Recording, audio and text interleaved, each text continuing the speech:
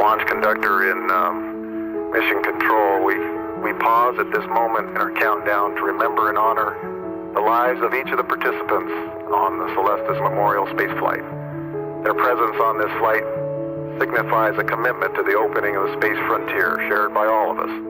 We wish the friends and families present today and all those who are with us in spirit all over the world Godspeed, good luck, and our thanks for allowing us to share this very personal time with you today. Elsie out. 5 vehicles armed, 3, 2, 1, fire. Missile away.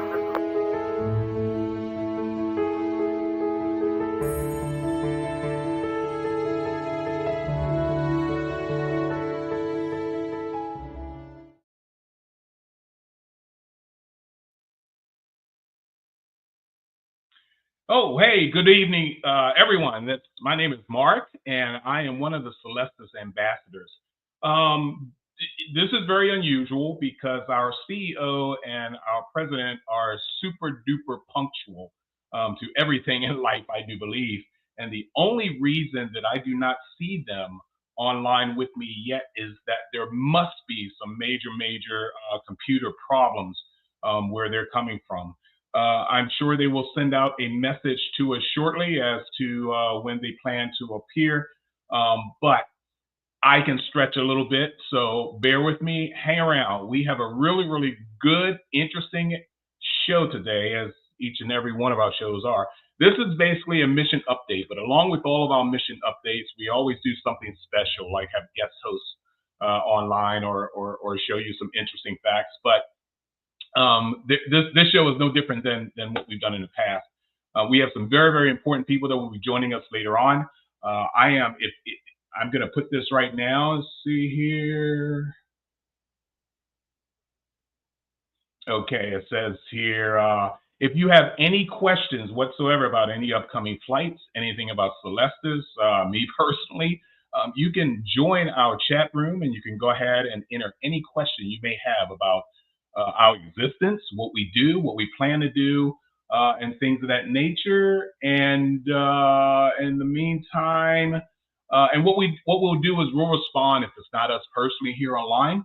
We'll make sure that our crew from Celestis, who is also in this chat as well, can answer those questions, because I personally don't know everything, like Charles and Kobe. For instance, as you see our Celestis crew who pops in and gives us a few updates of what's going on. Hello, Mary from Pennsylvania. Welcome to another one of our mission updates. There's a lot of things that's going to be happening in the next few quarters, I guess I should say. A number of different kinds of flights. Tonight, we're going to focus a lot on one of the upcoming flights, Perseverance. And what has happened recently with our president, Kobe Youngblood, who had, yes, you're more than welcome, Mary. Need a new link. Oh, it's okay. Stand by. I'm going to go ahead and send everyone on our team a new link. We do have people who joined us, so bear with me as I do this. Little do that here. I don't know why their link didn't work, but I have sent it, and hopefully we can go ahead and forward that. Stand by, guys. I'm now trying to play Mr. Octopus here, and hopefully, okay. Yeah, thank you for bearing with us. And once again, if there's any questions you're going to have during this post as we await our guests popping in,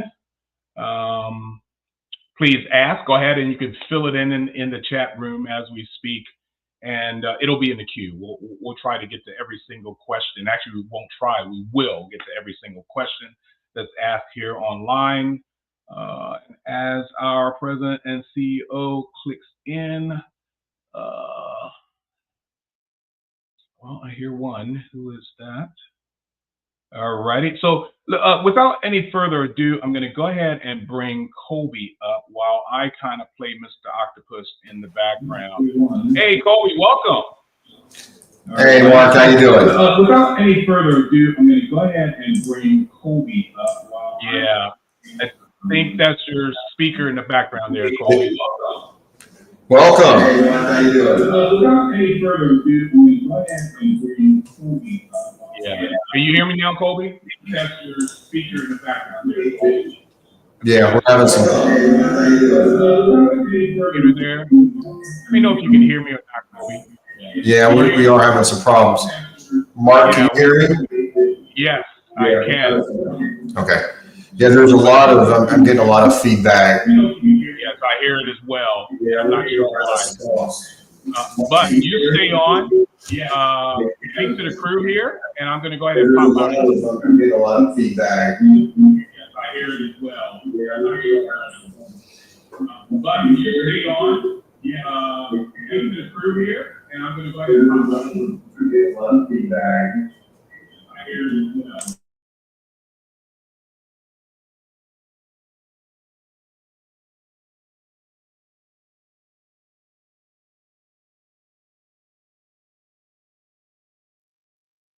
Testing 1, 2, 3.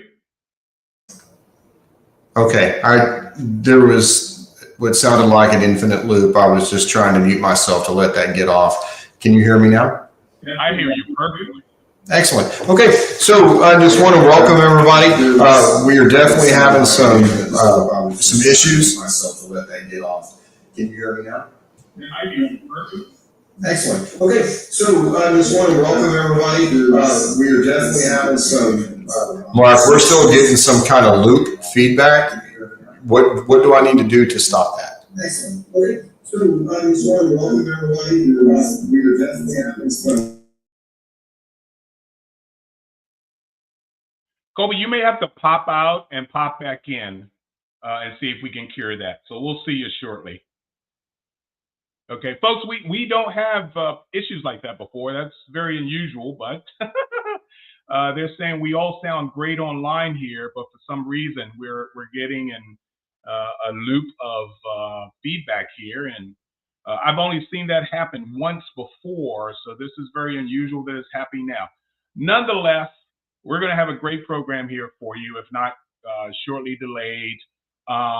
Emily, I know you're online. If you could send Charlie that link. I think my hands are kind of full here. Colby as well. If you guys can send Charlie that link, and we'll get them on here shortly. So hopefully everyone will hang tight. This is a first for us, very unusual. But let's see what we got now. Let's see how you sound now, Colby. Okay, let's try now. I think we may have resolved that.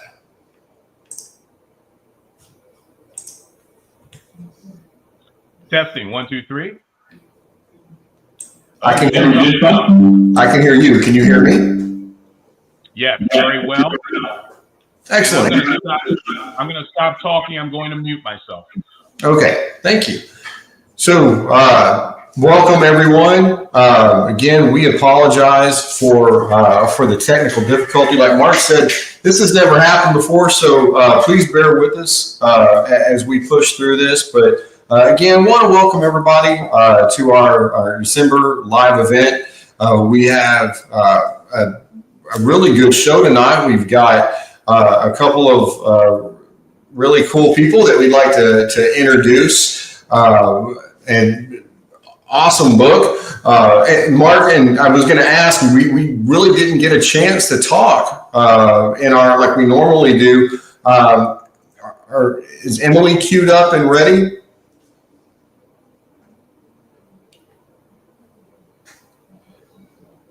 Excellent. Okay. Well, I'd like to introduce Emily Carney, who has been a long-time Celestis ambassador and author of the book Starbound. Emily, how are you doing tonight? Good. Can y'all hear me okay? Absolutely. Yes. Good to see you. Good to see y'all.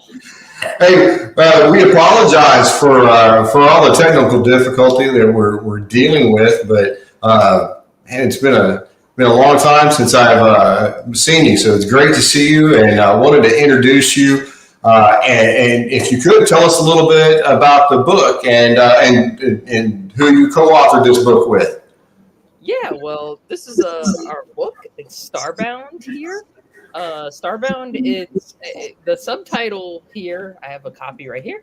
The subtitle is called A Beginner's Guide to the American Space Program, from Goddard's rockets to Goldilocks planets and everything in between. So it really is sort of a beginner's guide to American spaceflight. It's not by any means comprehensive. If it was a comprehensive book, it'd be several volumes. Unfortunately, we didn't really have the time or space to do something like that. But I feel, I'm a little biased, but I feel it's a great introduction if you're trying to learn about American spaceflight. We mainly focus on U.S. spaceflight in it. My co-author, you've probably heard his name before. He's written another spaceflight book, which is called Wonders All Around, which is magnificent. I'm also a little biased because I helped proofread that book. But my co-author is Bruce McCandless III. And Wonders All Around is a book he wrote about his father, who is Bruce McCandless II, who many of you may know. He is the guy in the poster. He is in the famous. Bruce is probably like, oh gosh, but Bruce's dad is the guy in the famous poster. He's the real life Buck Rogers. So if you grew up in the 1980s, most of us had that poster on our wall. I know I did. So, so yeah, me and Bruce co-authored it. I'm really excited. I just want to say Bruce is an awesome writer. I'm a little biased because I loved Wonders All Around, so I'm really excited that we worked together on this book. And I'm a little biased. I think it turned out great, and I think it looks wonderful. We also have a great cover, as you can see here. A great cover by the space artist Chris Calley. That is actually a painting of the last man on the moon, Gene Cernan. We both really loved that cover and felt like it kind of just summed up the whole book beautifully. So again, I'm a little biased, but I think the book looks magnificent as well. So yeah, I won't try to spoil it too much though, because I'm hoping some of you watching this tonight will go and order it. So yeah. So yep, that's our book. And like I said, I have a copy right here. Awesome. Hey Bruce, welcome. Oh, hi there, Colby and Emily and Mark. Good to see you guys. I'm coming to you from Austin, Texas this evening. And I'm not biased at all, but it is a really good book. Just speaking objectively. But Emily summed it up well. It's a book with a fairly large scope, and it's not comprehensive by any means, but it's a good introduction to the whole subject or set of subjects related to America's exploration of space, our journeys to the moon, our ambitions for the future. Anyway, yeah, and so it's so we recommend it. Well, Bruce or Emily, can you guys tell us a little bit about what drove this project? What caused you to get together and write this book? Sure. Bruce, do you want to start? Yeah, sure. I'll start. So, we like to say that we're not experts, but we're enthusiasts. We love the subject. I met Emily because we're both 70s space enthusiasts. In particular, we're lovers of the Skylab program and all the crazy stuff that was going on in the 70s, including the Voyager probes, and so we started talking about that, and then I guess it's a natural progression. We moved on from there to Gemini and Apollo and the ISS, and it occurred to us at some point that there wasn't really a good sort of narrative history, up-to-date narrative history of the space program, and there's a saying in space writing circles. It's borrowing from a quote by John F. Kennedy back in 1962, and he said, "We do these things, We do not do these things because, help me out, Emily, we don't do these things because they are easy. We do them because they are hard. We didn't do this because it was easy, but we did it because we thought it would be easy. And Yeah. it turned out that we were very wrong. And it was a tremendous amount of work, but it was a labor of love. And if you're interested in space exploration, I think you're going to like the people you meet and the stories you hear in this book. Outstanding. So what were, go ahead, Emily. Yeah, no, I just wanted to add to it that, I was really I was excited just to work with Bruce because I'm a big fan of his writing. I really loved Wonders All Around because I thought it was a really, I'm a little biased because, again, I say that. I love Bruce's dad. I thought his dad was awesome, but I think that book was really beautifully written. You don't see a lot of, it's tough. Spaceflight, I think biographies can be really hit and miss. And I've read a few of them that I'm like, man, this left a lot, to be desired. And I really thought he did a great job on that book. So that was part of the reason why I was like, man, it'd be cool to write a book with him. I think he's an excellent writer and stuff. But yeah, and what Bruce said about, like, we both kind of have an affinity for the parts of space history that nobody wants to discuss. Mainly the 1970s. Nobody, I know that decade was kind of gross, but nobody wants to know, the colors and the music and everything, not the greatest, but we both like that decade because there was a lot of cool stuff that happened that nobody really discusses. So I think we have probably one of the only contemporary spaceflight books that really discusses that decade, which in some to some extent, other than like one sentence. And by the way, the 70s happened. And then that's how a lot of space literature is. It's like one sentence, and then it's like, and then 1981 hit and the space shuttle launched. It was like, wow, that's a lot you left out. Skipped a few years, right? Yeah, we skipped about a decade. A whole decade got skipped. So yeah. All right, but yeah, I think I don't know. That's kind of my answer. I think we covered that time pretty admirably. I think it's probably one of the only contemporary books that probably goes over that. So I'm really happy about that as well. Yeah. So let me ask you this. One, how long did it take you guys to write this book? And two, is there any particular challenge that stood out as you guys put it together and worked through it? Yeah, go ahead, Emma. Yeah, I would say probably it probably took us around 2 years or so to write it. I feel like that's actually not a horrible amount of time. I think a lot. I've seen books stretch out for I've seen people write books for about a decade or so. So I think that's a pretty decent amount of time. I'm trying to think the most challenging part. From my viewpoint, to me, the most challenging part of it was simply trying to keep up with.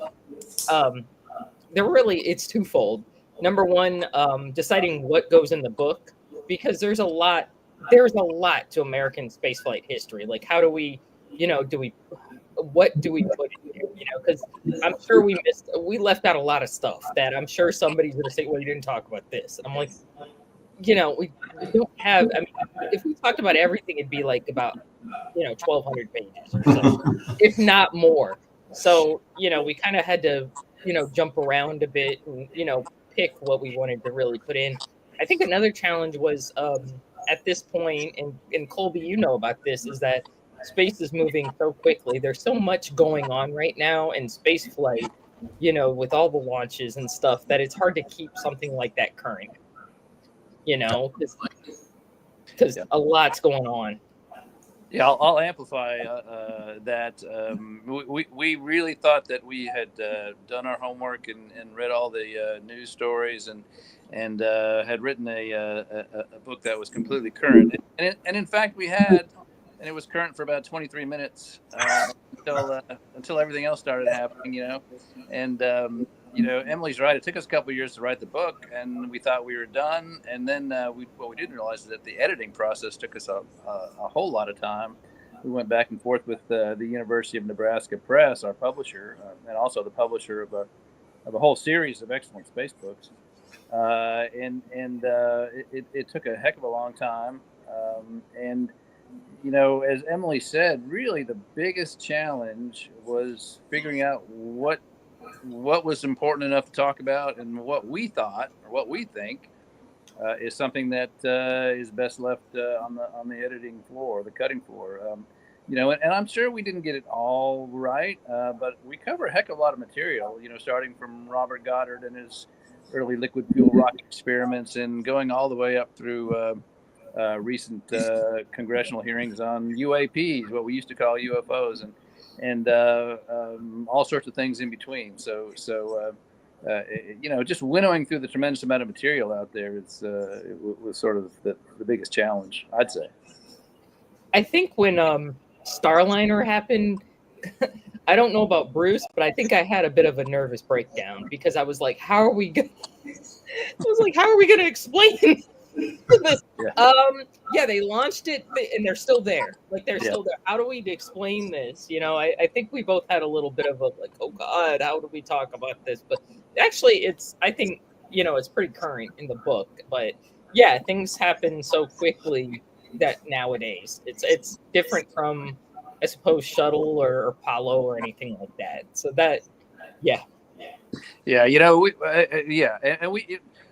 Colby, we start out with a little vignette in which we talk about astronauts journeying to the moon in the fairly near future on an Artemis mission, and all of a sudden, the Artemis mission is not as sure a bet as it used to be. Now, I still think Artemis is going to happen, but there's a question. And so, anytime you start talking about space in contemporary terms, or even predicting the future, you're going to be wrong some of the time, and because you're at the mercy of what our space innovators and engineers are up to. Yeah, Which is I have a a bad question. thing. Okay. Yeah. To you guys, I know the book is about basically the American space program, but what is your knowledge? I mean, right now I'm in a room with, I think, the smartest people I've ever met in my life, especially with this book coming out, which I've known Emily a pretty long time. I had no idea she was doing this. So this is pretty much a shocker to me. It is based on the American space program, but how privy are you guys to the space programs of other countries? And like you had mentioned before, with all the competition, it's just like a computer. The first day you buy a computer, the next day it's out of date. What do you know about competing countries in the space program, even private agencies in our own country and their space programs, and the progress you see that they're achieving at this point? Bruce just wrote a fantastic article about I'll let Bruce take this. He just wrote a fantastic article about the Ariane program, and I think he's probably going to kill me for saying this. I think he has quite a bit of knowledge about this area. Well, in terms of what has happened, I think we're in pretty good shape. But in terms of what's happening now or will happen in the near future, the 800-pound gorilla these days is not space.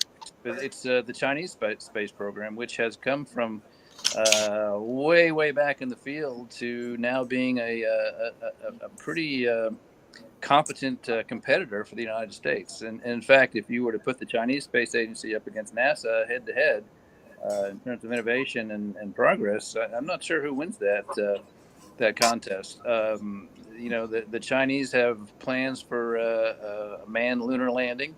They have landed on the far side of the moon and sent back information and images. They have their own space station. They are planning even a trip to Mars. Now, everyone's planning a trip to Mars, really. That doesn't mean a whole lot in and of itself, but they've proven that they're able to do big things. Our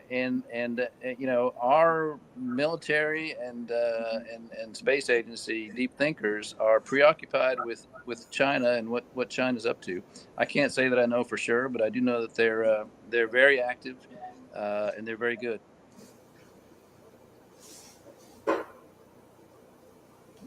All right. Make All sure right. I unmute myself. My apologies. No, I want no. to remind everyone that's in our chat room right now, if you have any questions at all for our authors, our fantastic authors that are here sharing, they have a short moment to do that. So if you have any questions, please go ahead and put it on, and we'll go ahead and put it up for you. And we already have one question that's from our group ourselves, our staff here. If you guys could see this up here on the screen. And it's a question to the authors, of course. What are your favorite, any chapters of the book that you consider your favorite, I guess, or for us to look out for? I think I know Emily's answer. Go ahead, Emily. There's actually two parts of the book that I really admire. Probably, I really, obviously, I like the chapter about the 1970s efforts and Skylab. I probably had the most influence on that entire chapter, just because that's kind of my area of focus. I did like the part as we reached out into the 1980s as well. We do mention Conestoga 1, which is right behind one of the Conestogas is right behind Colby's head. So we did mention that as far as commercial spaceflight is concerned and really stepping into commercial spaceflight. So we did pay tribute to space services, definitely, because that's a huge deal in commercial spaceflight. Another part, so we did give a shout out to that. I really liked that. This is probably a little controversial, but I really liked the chapter about Von Braun and really just kind of explaining, the very complicated, to say, I'm trying to put it as least controversially as possible, his very complicated legacy and kind of explaining what he was up to, because some books really do not get into that. Or they want to stay away from that, which, because it is controversial, but I really think we handled it pretty, I think it was handled pretty well. That's all I'm going to say. You'll have to read the book, but I think that whole time of history and what was going on, I think it was handled pretty well. And I think we just put out the right information out there. I'm happy with how that turned out. We have another question for you guys. I'll put up on the screen here. And of course, it concerns AI, and everyone's concerned about AI in everything, every day of our lives at this moment. In terms of exploring or re-exploring the moon, where do you think AI is going to fit in? And for any kind of space, a future space journey. Well, I'll take a stab at that. I mean, I think if you ask any astronaut, including my dad has passed on now, but if he were alive, he'd tell you that it's extremely important to have human beings exercising discretion and judgment and imagination involved in exploration of the moon or other planets or asteroids, because they're able to function outside the parameters of some given program, to be receptive to information that doesn't necessarily fall within some preconceived idea of what they're looking for. So he would say we need to have human beings doing this. Now, having said that, there are going to be jobs that AI and robots can do for us, and that will enable human beings to stay safe and not risk their lives and do tedious chores. So, we already have robots exploring for us on Mars and the moon, and even beyond our solar system. I mean, the Voyager probes are way the heck out there, and everyone agrees they're sending us great information. All these robotic devices. So the role for AI and robots will continue to expand, but I don't think that we're at the point yet where they will eclipse or totally replace human beings. And I think just from the perspective of maintaining human interest in space exploration, it's important to have human beings doing these things that we identify with and can root for and empathize with. Excellent. Colby, how much time do we have left in this segment? Or do we have a little bit more? If we have a couple of more questions, we can, but I don't. Do we have any other questions from the audience? If not, I'll throw this out to the authors. Can you give us any insight on any future projects you may be working on? Yeah, you know, my dad was involved, as Emily said, with the jetpack, the Buck Rogers jetpack, known as the Man Maneuvering Unit. There was a book that came out a couple of years ago called Across the Airless Wilds, which was about the development of the lunar rover, which was the space dune buggy that the Apollo astronauts took to the moon. I'd like to do a book about the development of the MMU in much the same vein as the book about the lunar rover. And my, you know, as you may recall, the jetpack was used, tested, it was successful. Then after the Challenger mission, it was sort of mothballed because it was thought that it was a little bit too dangerous for astronauts to be flying around without a tether. But I think there will be a place for the jetpack in the future of space exploration. And I'd like to write a book. I've got a working title. It's called "The Future Was Then," about the development of the jetpack. And as soon as the dust settles down from Starbound, I think I'll get to work on that. Fantastic. How about you, Emily? Oh, that's a freaking awesome title. Oh my God. I'm hearing about. That's really cool. I do have an idea for a future book. Like the dust will have to settle from Starbound for me to get started. But I do have an idea. I even have a working title for it myself. I haven't started writing it yet, so people are going to be like, when is it coming out? I don't know. There's I have no freaking clue when this is coming out. It might be a while. But as we talked about earlier in this broadcast, I really loved spaceflight in the 1970s. Normally in most books, it gets one sentence, you know, that, hey, the 70s happened, and then, you know, that's it. And I got to go to the NASA library earlier in the year, and I kind of spent a lot of time in there, and they have some amazing stuff that I hadn't really seen. So I really would like to write a full book about space in the 70s, and that's what it would be called, Space in the 70s. And it would just talk about really all the milestones during the decade. There's really milestones every year, just nobody knows about them or nobody wants to discuss them. And because that decade was kind of, you know, kind of regarded as being avocado and maize colored, not the most aesthetically pleasing decade. So that's what's up. Yeah, and Emily, I was going to say, you gave a talk on that subject at Yes. Johnson Space Center recently, I recall, yeah. I did. I gave a talk about it, really kind of from not just a space viewpoint, but a pop culture viewpoint as well. I put a lot of pop culture references in there. I even wrote a paper.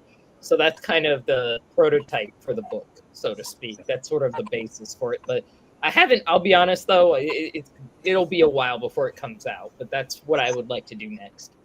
Outstanding. Well, folks, the book is called Starbound, A Beginner's Guide to the American Space Program, from Goddard's rockets to Goldilocks planets and everything in between. It's been an absolute honor to have the authors Emily Carney and Bruce McCandless here. Thank you again very, very much for being part of the December Celestis live event and being here and speaking to our families that are watching. It's an honor to have y'all. So thank y'all very much for being here and talking to us tonight.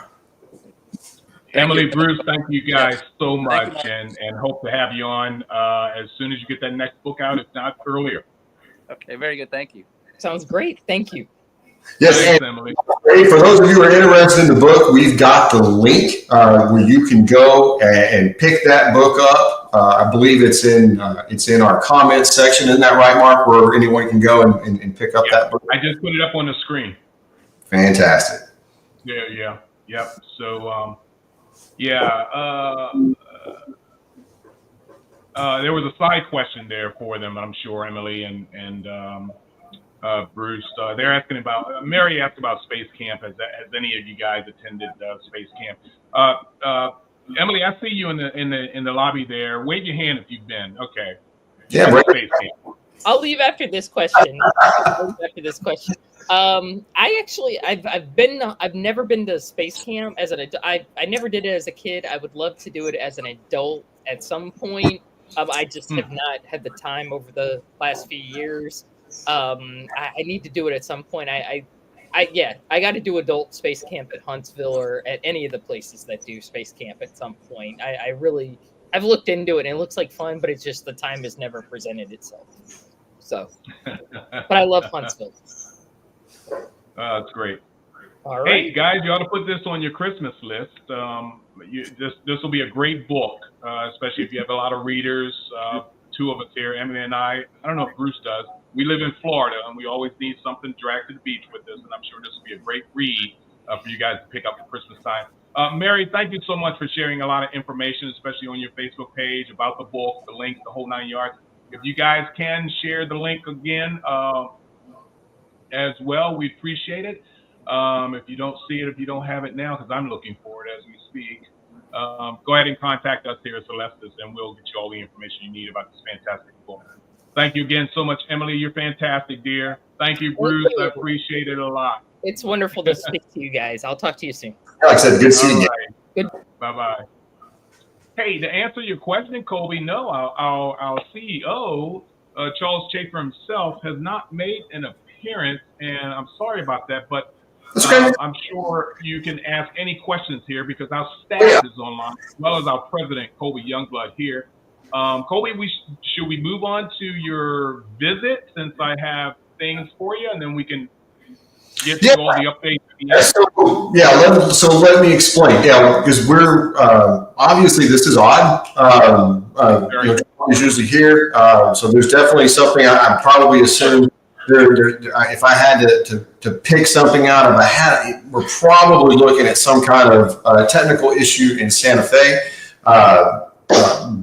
I'm watching, doing 2 or 3 things one time to see if we can find out what's going on. But yeah, we have a couple other things, and yeah, I apologize. I didn't do a really good overview of this as we just jumped into it. But obviously, we got to talk to Bruce and Emily about their book. What I'd like to do now, I'd like to talk a little bit about our Perseverance flight before we get into the flight updates, because something very important has happened with the Perseverance flight. We have an update regarding the Perseverance flight, and it's a normal occurrence that happens through the journey of from time where someone begins their journey to send their loved one on a memorial space flight all the way to launch.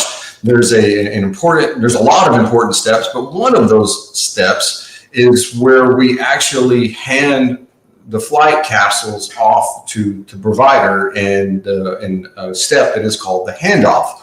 And what happens is we take those flight capsules and we put them in a case secured, and I personally take those in. I take that briefcase to wherever the provider is. I hand carry it. It's never mailed. It's never put in check luggage. It literally stays with me on the airplane, and I take it all the way to where the provider is, and we go through a process where I hand off these flight capsules to the provider. We go through each and every single flight capsule to ensure that they're all there, that they're all accounted for, and they're all taken care of and handled with reverence.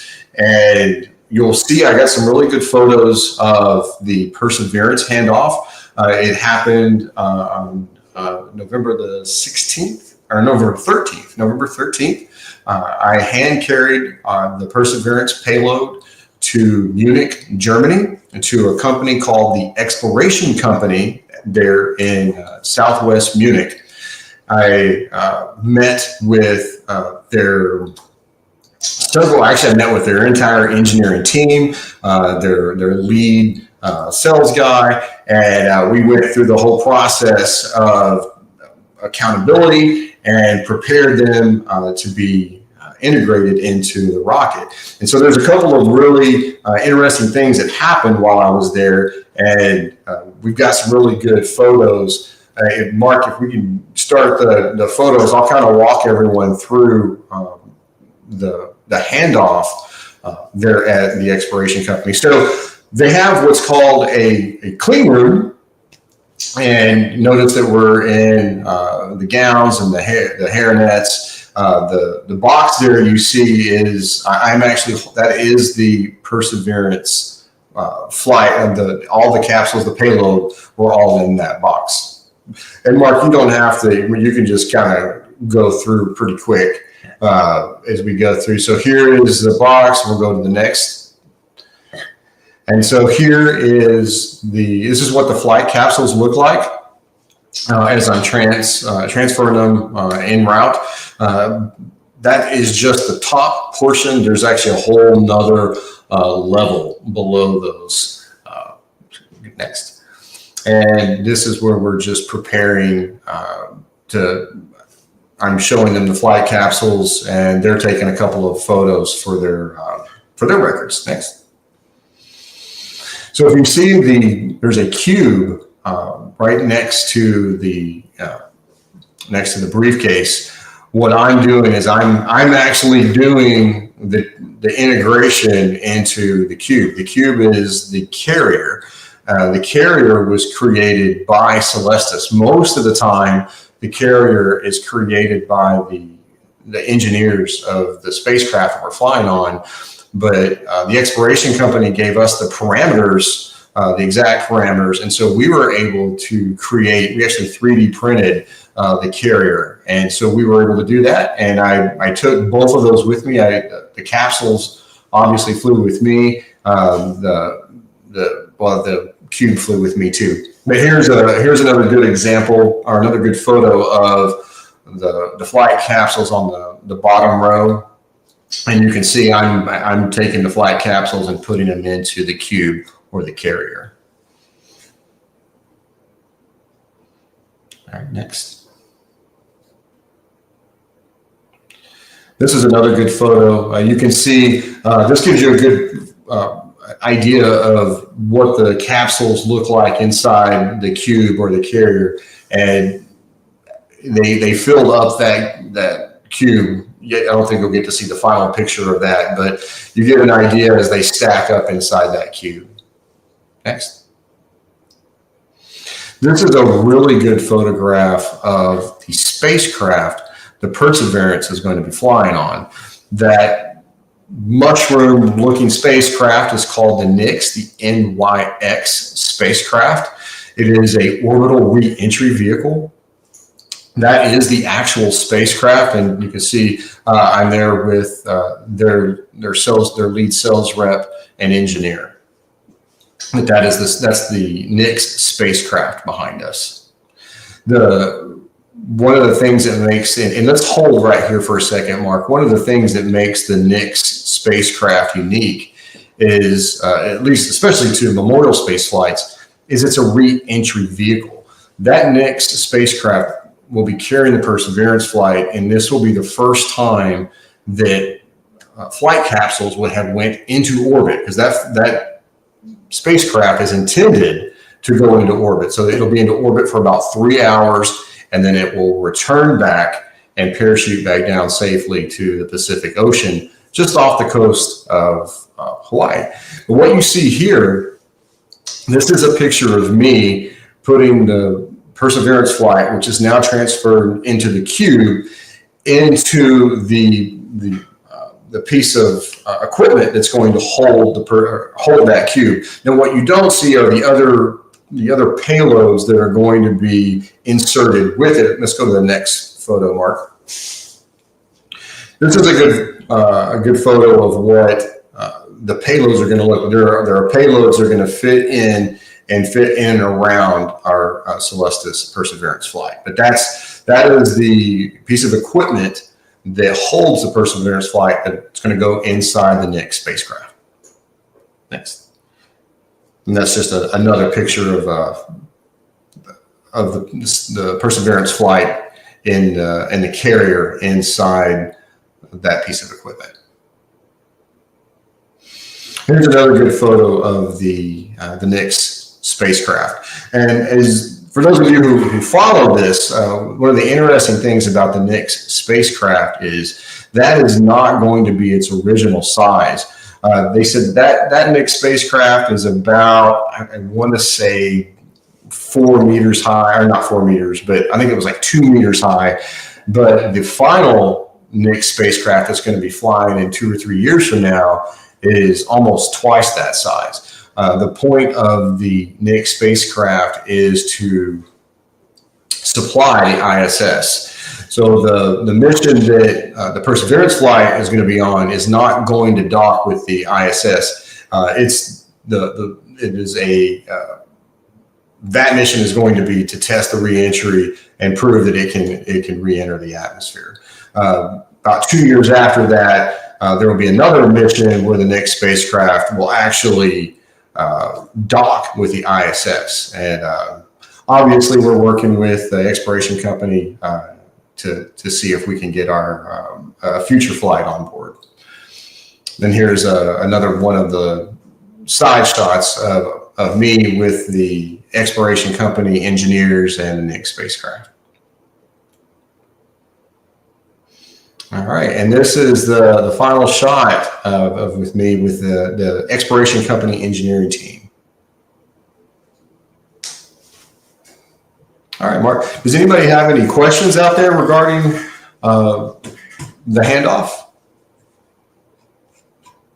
There you go. Whoops, there I am. All right. This is amazing, Colby. Can you hear me? Make sure we're vibing. We actually have Charles in the lobby here, so we're going to bring him up real quick.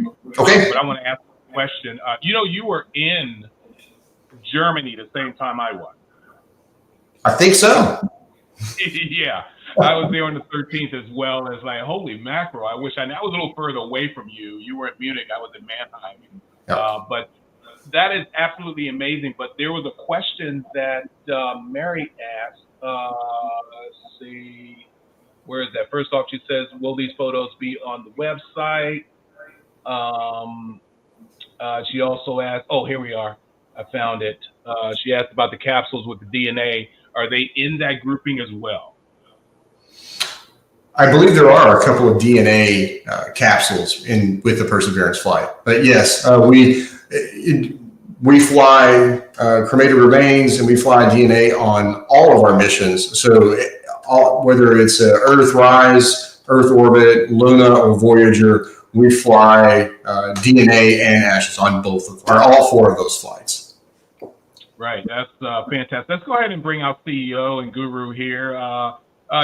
Charles Chafer, ladies and gentlemen, if you don't know who Charles is, shame on you. But this is the god of all gods when it comes to Celestis Memorial Spaceflight, in my opinion. And Charlie, glad you made it, man.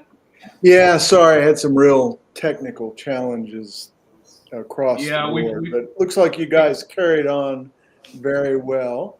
I'm curious if Emily and Bruce are still around. I had a couple of questions for them. Well, there's Bruce there. I think Emily already signed off. Okay. Yeah, I'm here. Yeah, Emily. Well, yeah, great to run off. Yeah. Yeah, great to meet you virtually, Bruce. Appreciate that. Good to meet you. Very interesting book you guys have written. It says it's for beginners. I'm no beginner. I enjoyed many of the chapters as something that people don't talk about that much. So my question really is, where'd you guys get the idea and what prompted you to write this book? Yeah. So Colby, we talked a little bit about that earlier, and we sort of came up with this notion that when I met Emily, it was because we bonded over 70s space expeditions like Skylab and the Apollo Soyuz test project and the Voyager missions, and Emily and I share a fascination with the 70s. She didn't live through it, I did, so I have sort of a jaundiced view of it. She's a little bit more. She thinks it was a little bit better than I think it was, but we started there and sort of worked outward, and in terms of our enthusiasm for space exploration history, and we started talking about maybe writing a book, and figured out that no one had recently written a sort of approachable overview of American space exploration. There are a couple of books out there. A guy named Burroughs wrote one back in 1999 that was an excellent book. Don't get me wrong; it's almost encyclopedic, but it's a little bit out of date, and it's not. It's a little tough to get through, frankly. So we tried to take a stab at doing something that would be maybe a little more approachable, digestible, and with maybe a little bit of humor.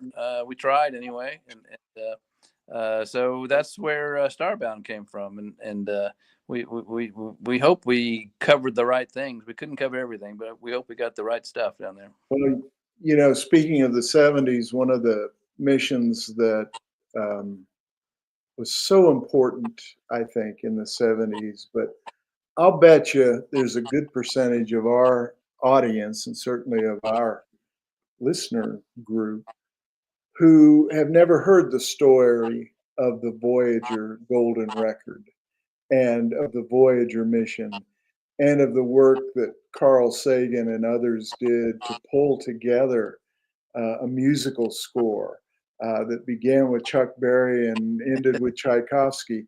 What a great human scale mission. I without judgment, I liken that to the launch of the Tesla car a few years back, which was whimsy and fun. But this was a serious attempt at the time. We now know that the odds of anybody intercepting Voyager, any entity intercepting Voyager and translating it, I think it was more an Earth celebration to bring cultures together and to look outward. And we were doing that some in the 70s. We had some problems in the 70s too, see Vietnam and others. Yeah. But in terms of missions of purpose and there were amazing discoveries from Voyager 1 and Voyager 2, but the notion of sending a message beyond the solar system is something that we did at Celestis back in the 1999-2000 era, where we leased the largest steerable radio astronomy dish in the world, and of all places, Epitoria, Ukraine, and broadcast very high energy signals to multiple planetary systems where scientists at the time thought there was a possibility of an Earth-like planet. And the idea was to not just send music curated and messages curated, but send anything, and within reason. Well, we exercised editorial control, but we had everything from Bob Marley to 5,000 Japanese kindergarten students. It was a very democratic attempt to do the same thing, only with radio frequency rather than a physical object. I wonder, and I'd be interested in your view, how we'll look back on these fledgling attempts to speak to the cosmos, not to speak interactively. I don't think anybody realistically expects any of those. And there were other niches, Frank Drake and others. But I'm wondering, what do you think it says about us humans in the 70s that we sent Voyager for the reasons that we did? Well, I think it speaks highly of us. I think it's one reason why Emily and I love that decade is because some of those creative and some of those visions were still alive. I mean, the cynicism hadn't yet caught up with people like Carl Sagan, and I love the Voyager record. We say in the book that we sent the record out there with instructions on how to play it in case any alien civilizations had moved beyond phonograph records to the 8-track tape, so they would know how to go back and actually play a record. And I love the music on there. And there's a really poignant sort of greeting from the then Secretary General of the UN, Kurt Waldheim, who says, "I send greetings on behalf of the people of our planet. We step out of our solar system into the universe seeking only peace and friendship, to teach if we are called upon, to be taught if we are fortunate." And I thought that was such a beautiful sentiment, and a great expression of the human spirit. So I'm a big fan. As am I. I'd love to. Sorry, I missed the discussion. I'd love to pick your brain more. I want to thank you for the section on Conestoga. There's not a lot of people that realize that just 2 barrier islands up from Boca Chica, 40 years before anything was going on at Boca Chica, we were launching rockets into space from the Texas Gulf Coast. Exactly. And appreciate the mention in the book about that. Great story. Yeah. We're getting close to the end. Has anybody? And again, I apologize. It's the first one I've been late to, and since we've been doing them, have we gone through the flight manifest at all, Mark? Okay. So one of the reasons people wanted, and I've seen a couple of questions about Serenity, and so let me give everybody the latest. And let me point out, this is the latest. It is. I can virtually guarantee you that whatever date we launch any of these missions on will not be the date we're talking about today. Let me just start with that. It'll be close, but there is a fair amount of flexibility in what goes on. So coming up, we have Serenity, which has moved a couple of months, maybe from April to mid next year, still flying out of Kennedy Space Center. And we're anticipating about 200 passengers on it. The Serenity mission, which is an Earth orbital mission, is still open for reservations, but it's getting close to closing time, and we're getting close to capacity. Perseverance, you just got a debrief from Colby. That mission is scheduled, again, as all missions are, tentatively for June of next year. That one will fly out of Vandenberg Air Force Base, Space Force Base, excuse me. I believe it's recovered in the Pacific Ocean. We'll have more data on that and more exactitude on that as we get closer to the launches. We're then moving into the balance of our schedule, which I wonder if anybody can pull that up for us. In any event, we have our next lunar mission, Destiny, which is scheduled for fourth quarter of next year. We then have our next Voyager mission, which is scheduled for late the following year, 2026. For those of you that are following Voyager, please go to our website. We're 6 months into a 2.5-year journey out to 300 million kilometers. So that mission is proceeding apace. We have additional Earth orbital and Earth rise missions that we're putting together. And the manifest continues to be full with, basically 3 to 4 missions a year on our schedule. For more exact, you can go to our website, celestis.com. Each of the missions that we have the information on have their own page, and you can follow us there, as do we set up Facebook, what we call a family page, but anybody can join the specific mission pages on Facebook. All right, guys, sorry to be late. Sounds like I think we've answered everything that I see. Update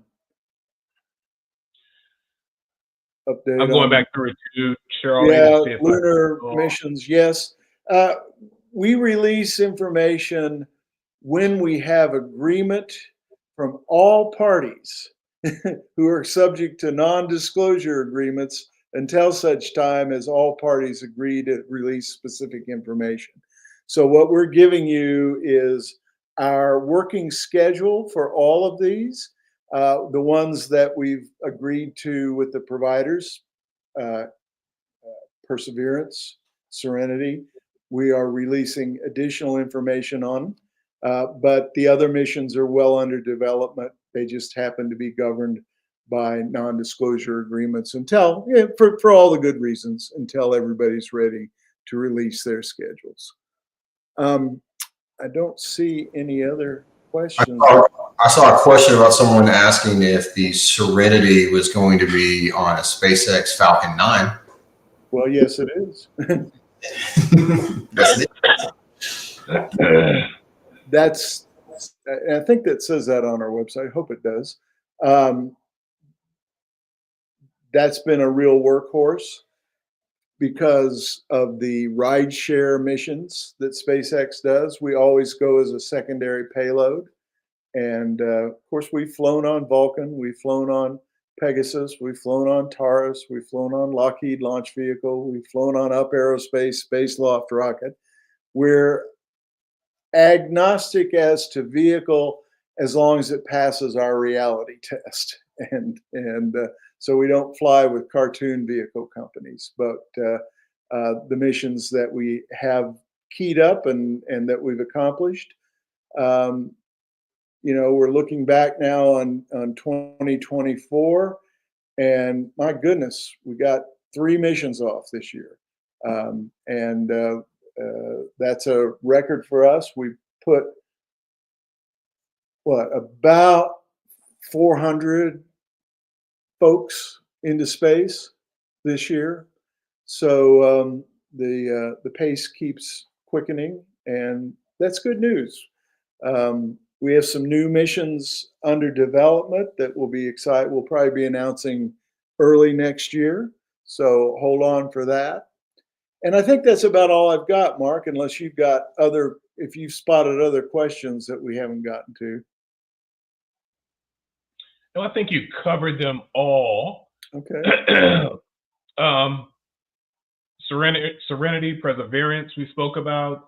Destiny, we spoke about. Mm-hmm. There was a lunar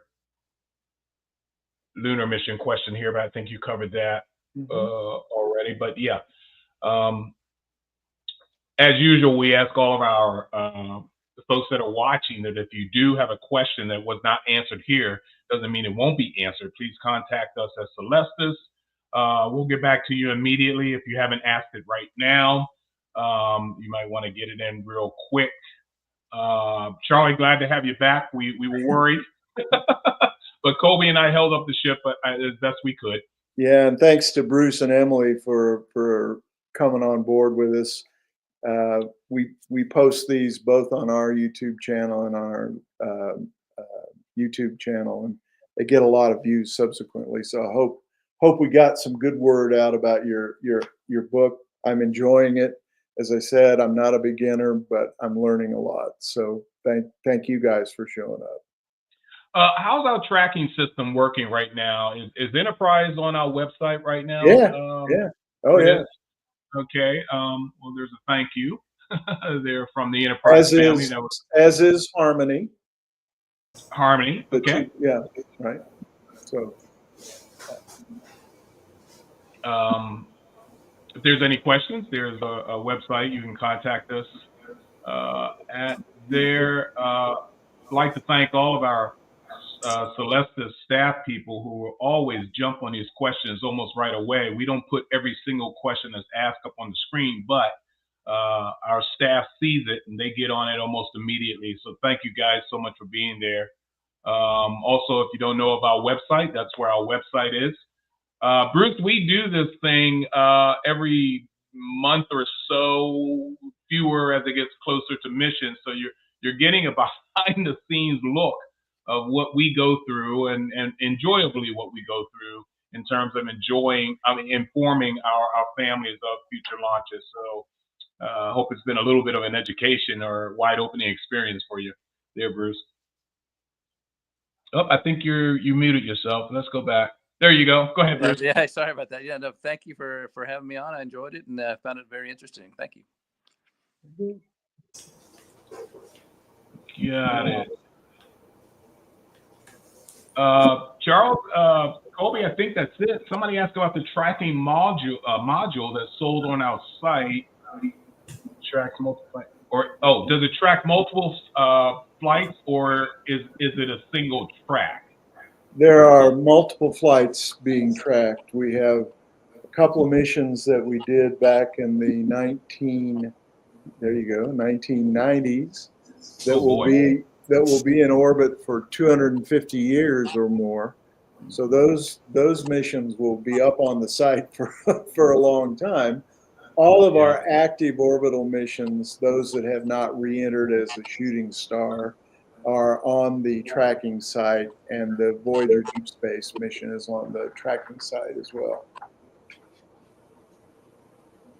Okay. I think we covered everything. Anybody else? I guess that our staff is on the ball here and putting up answers as well. So, okay. Well, I see a couple here. I see one that asks when Enterprise will leave the solar system, and the answer is it will not leave the solar system. It will go out 300 million kilometers, which is basically past the Mars orbit. And there it will be essentially a planet. It will orbit the sun. It will be in a heliocentric orbit for as long, at least, as the sun is there. Okay, great. As mentioned here, folks, you can watch this broadcast again. You can pass this on, send a link to family members or friends or anyone you could think of who may have missed tonight's broadcast. You can always repeat. You can always see this broadcast again. If you missed any information, just play it back. You can fast forward when that happens. Yes, sir, Charlie. What were you saying? Well, I'm just looking at some of the questions. I feel the need to make everybody that follows our missions aware once again how we communicate those missions. And those missions are communicated to you as soon as we know anything definitive from the people that we bought the mission from or from the mission providers. There will be delays. That term is a little bit strange. You don't really get into delays until you get on the pad and you're trying to get off the pad. You're in a flow that, as everybody has noticed, all the launch sites are getting very busy here in the US now. And there's a lot of scheduling that goes on. And one of the ways that we are an economical choice for people, remember, most of our missions are half of the cost of an average funeral service, is that we ride as a secondary payload. And that means we have absolutely no control over the launch date. What we know is you will get launched. As we get closer to that launch period, we will keep you informed. We'll let you know when we buy our airline tickets to go to the launch. We always recommend that no one do that until we say, okay, launch looks like it's going to fall within these 3 to 4 days. Let's go ahead and make our commitment to be there. It's just the nature of the beast. And so when we speak of missions being delayed, at this point, nothing is being delayed.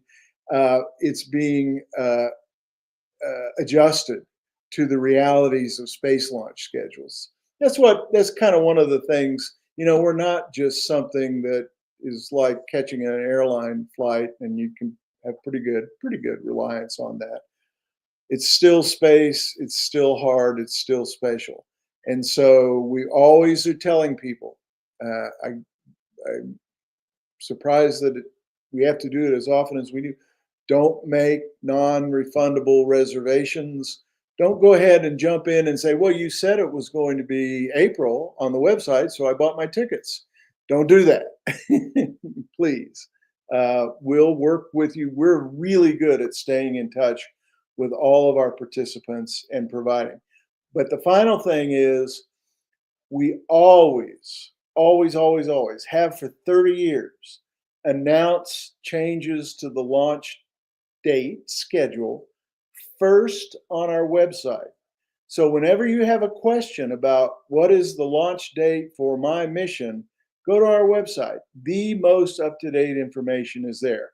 We send out a lot of emails and reminders and what have you. I think, again, most people are able to track with us. But if you have any doubt, look at the website. If after looking at the website you have doubt, reach out to us. We're really good at responding to questions and queries. We've been hosting missions now since 1997. Can you believe that? We've done 23. Serenity's 24. Perseverance is 25.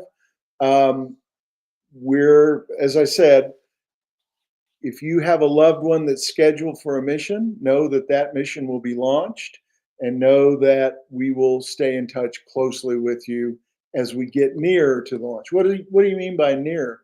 At least 60 days out, we should be able to narrow down the launch date, typically.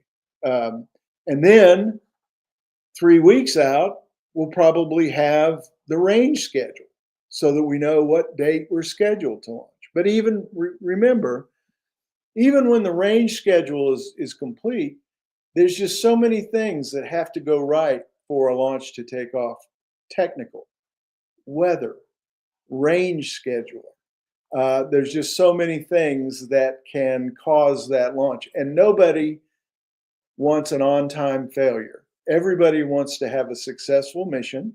And that's why they go through the process that everybody is witnessing and that our previous families have witnessed and rode through with us. So I try to say that as often as I can so that no one feels surprised or uncommunicated with. Thank you. All righty. That was great. Once again, thank our guests. Someone in the chat had mentioned that they love it when we have guests. So do we. We love it when we have guests too.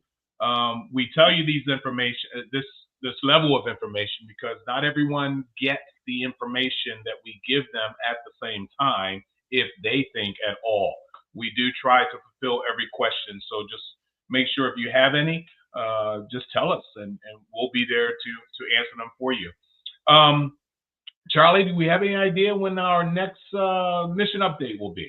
Well, we've been trying, and we've been pretty successful to do the third January of each month. That's been a pretty good. When do we not do it then? When we have breaking news, when we have launches coming up, we do them more rapid or more time to the launch schedule. But as a baseline, I'm planning on whatever the third Monday of January is. Okay. So mark that down on your calendars. Make a reminder for yourself. We will be back again to update you with new and more information. And that's the 20th, Mark. That'll be the 20th? Yeah. So we'll just baseline that for our next one. And we'll try to have another interesting set of guests, as well as we'll be getting all that much closer to the missions. And we may start to talk about what events we'll be doing at what mission. Okay. So after your gift giving, happy holidays to each and every one of you. Just remember, in the month of January, it's not just New Year's Eve, but it'll be another mission briefing. So let's just make sure you guys show up for that. Bruce, for the 30th time, thank you so much for joining us. We really appreciate it. Happy holidays to everyone from us here at Celestis, from Bruce there. Happy holidays, and hope you guys enjoy your shopping. I guess I can say that. Thank you so much for joining us. We're going to go ahead and sign off now, and we'll see you next month. Okay. Bye, guys. Bye, bosses. See ya. This is the launch conductor in mission control. We pause at this moment in our countdown to remember and honor the lives of each of the participants on the Celestis Memorial spaceflight. Their presence on this flight signifies a commitment to the opening of the space frontier shared by all of us. We wish the friends and families present today and all those who are with us in spirit all over the world Godspeed, good luck, and our thanks for allowing us to share this very personal time with you today. Elsie out. 5, vehicles armed, 3, 2, 1, fire.